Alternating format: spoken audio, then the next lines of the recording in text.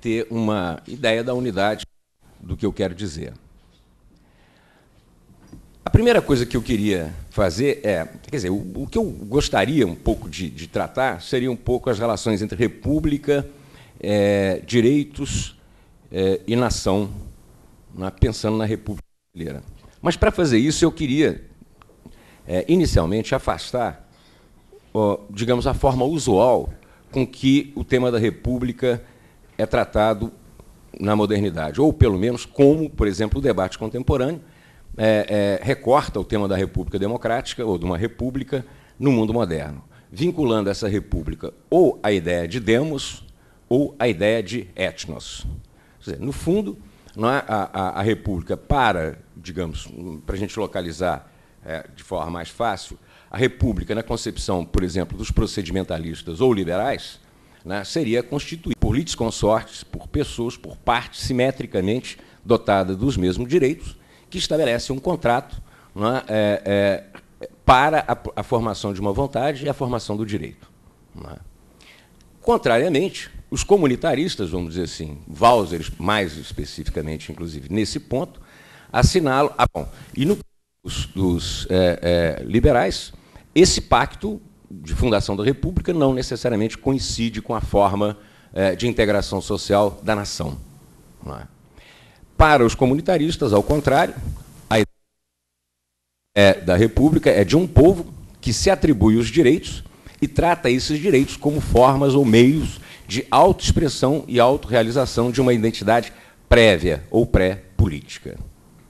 Então, esse debate marca, digamos, o seguinte, a consideração de que há um povo substancializado, que determina ou que garante a persistência dos valores ou dos direitos à igualdade e liberdade. Há, digamos, um mundo de seres, vamos dizer assim, um pouco ironicamente, kantianos, que debatem e estabelecem, através do discurso, através do argumento, as formas básicas de cooperação social.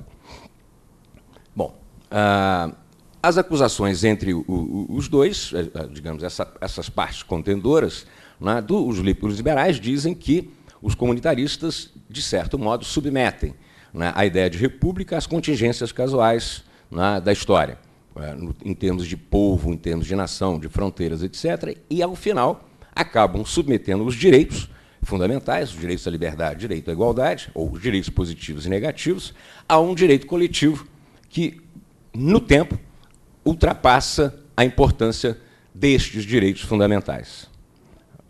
O caso da Alemanha é citado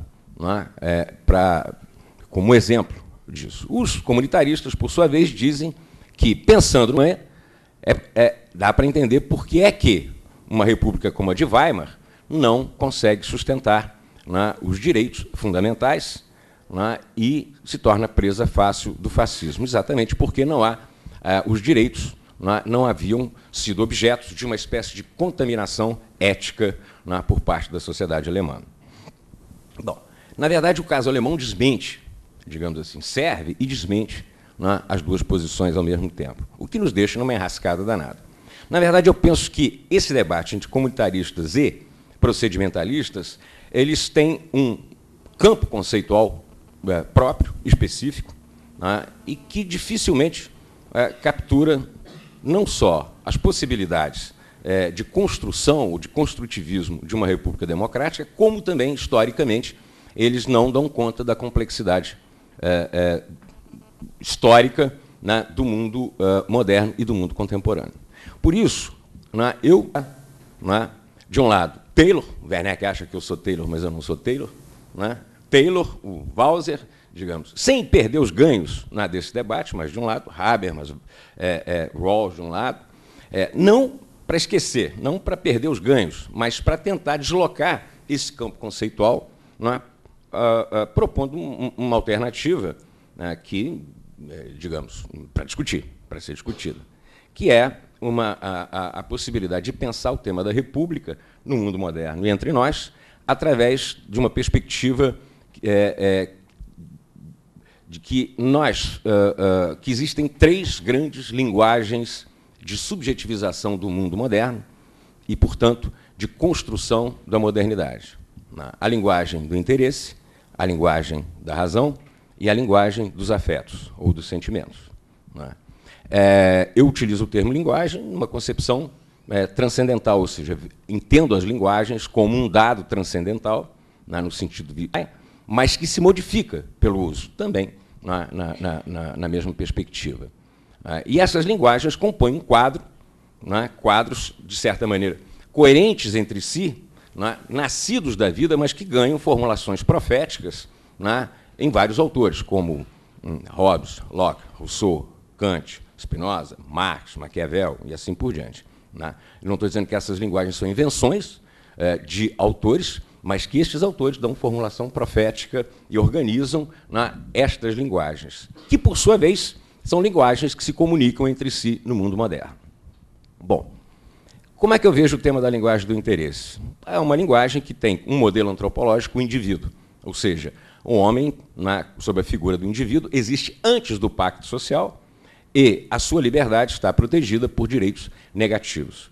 Este homem ou este indivíduo se move pelo desejo, travestido de interesse, ou seja, autocontrolado, e podemos mobilizar Weber, o ascetismo protestante, etc., que depois perde esse fundamento religioso, mas o interesse, que é o desejo domesticado, e a distribuição da justiça, nesse caso, se dá pelo conflito, ou pelo confronto entre esses indivíduos e seus interesses através do mercado.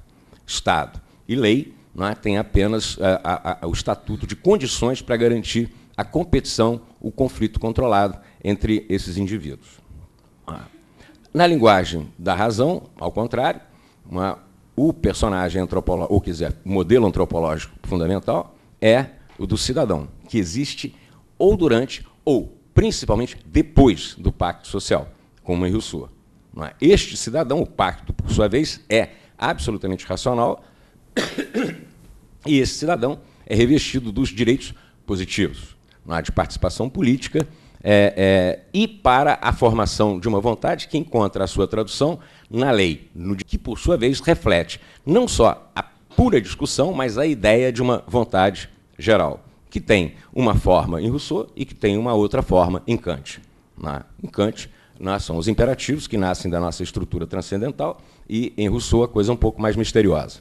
O que seria essa vontade geral especificamente? Mas, de qualquer maneira, são homens que se valem do uso público da razão para a produção de uma norma que regula a sociedade.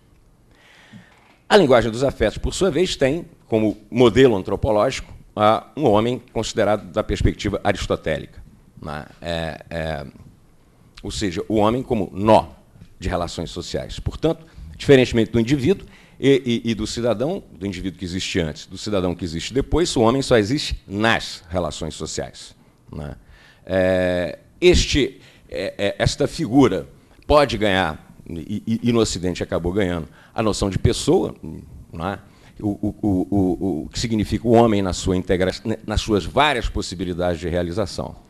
O conceito de direito, nesse caso, é submetido também aristotelicamente à ideia de uma sabedoria prática e de um casuísmo, e, portanto, ele nunca pode ser afastado nem de um elemento reflexivo, mas nem de um elemento real.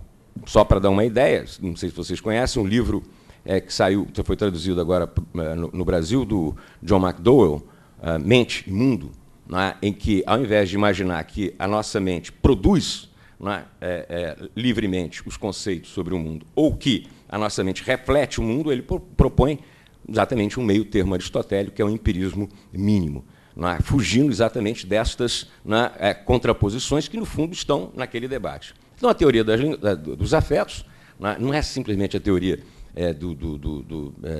de paixões e sentimentos, mas a teoria dos afetos é que vê e analisa modos de relações entre os homens e que, portanto, tem um potencial crítico, um crítico muito grande em relação aos direitos que tentam se congelar em algo transcendente em relação à própria sociedade, aos modos existentes de relação entre os homens na sociedade. Bom, isto posto, de forma muito geral, a ideia é tentar ver como é que nós podemos considerar a nossa república no interior dessa perspectiva. O primeiro ponto é, de forma bastante tópica, dizer que a nossa origem histórica, é uma origem